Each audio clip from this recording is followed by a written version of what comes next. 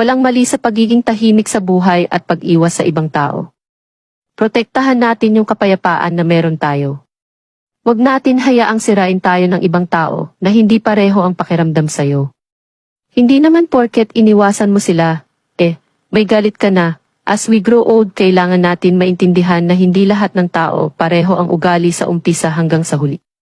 Lahat tayo nagbabago. Binabago ng mga karanasan at mga leksyon na natututunan sa buhay.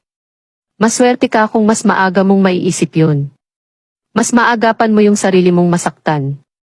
Mas maswerte ka naman kung may kaibigan o kamag-anak kang nirerespeto ka at pinapahalagahan ka. We all need a friend, relatives or karelasyon na kahit anong kakulangan at nakaraan mo ay tanggap ka at hindi isinusumbat sa'yo ang iyong mga kakulangan at nakaraan. Dinadala ka sa tamang landas ng buhay at sinusuportahan. Negativity blocks the blessing.